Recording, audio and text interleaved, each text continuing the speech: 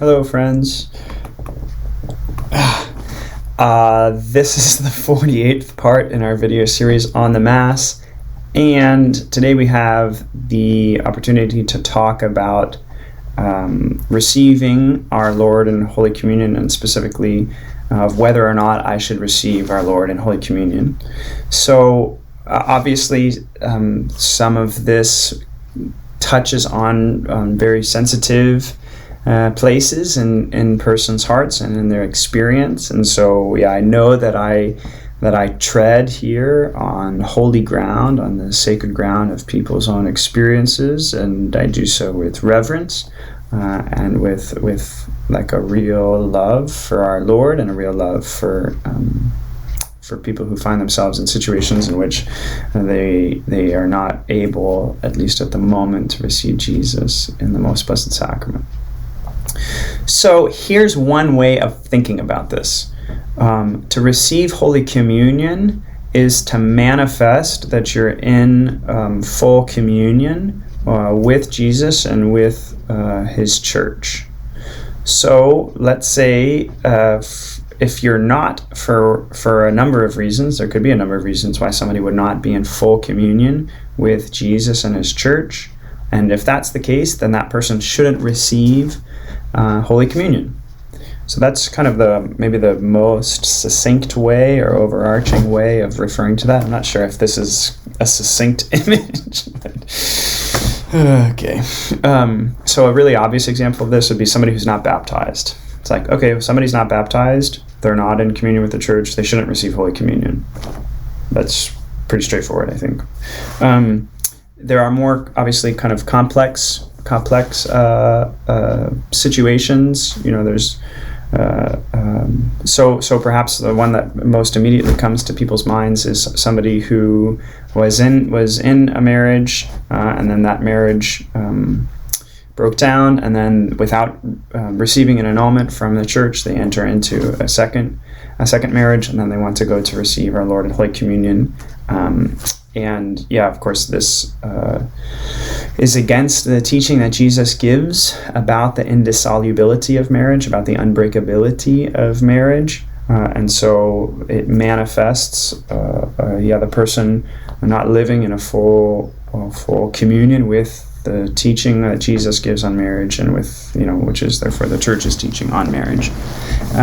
So that person, shouldn't receive Holy Communion, because it kind of points to something that doesn't obtain for that individual. So the solution to this is not just to say that and walk away and be like, well, it's like, no, that's not how mercy works. That's not how Jesus works. The solution is to run to Jesus, to turn to him, to speak to him in the deep interiority of your heart, to beg Jesus for the graces that would come to you through Holy Communion, to make a spiritual communion. And then, of course, to adore Jesus in the Blessed Sacrament, to strive to encounter him in his mercy and love. And then to have that, manifest itself also in sitting down and having a conversation with a priest, because there's also, different routes that are possible to pursue, such as seeking a declaration of nullity for the first marriage, which we don't really have time to get into in this video, but that's certainly a conversation that at least could be explored. It's not a done deal from the get-go, but it's something that can be explored in the individual circumstances and conversations between yourself and the parish priest. Okay, so that would be one example. Another example that would have somebody not receive Holy Communion is if that person has a kind of reasonable certitude that they're in the state of mortal sin.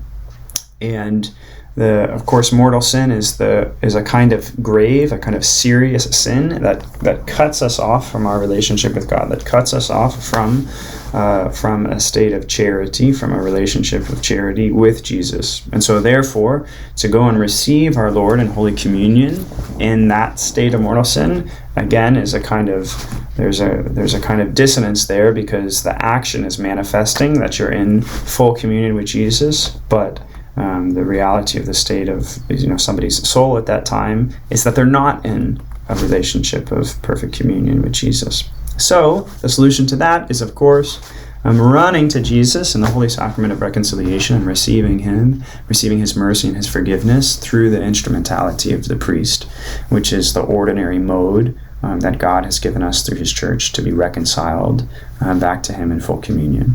So confession, and it's an extraordinary, beautiful experience with God's mercy. So if you find yourself in a situation like this, where you know that you have sinned in a grievous way, and that you have mortal sin on your soul, and you're going to Mass on a kind of regular basis, I really encourage you to first go to Jesus in the Holy Sacrament of Reconciliation, and to be joined once again to His heart through that mercy and forgiveness.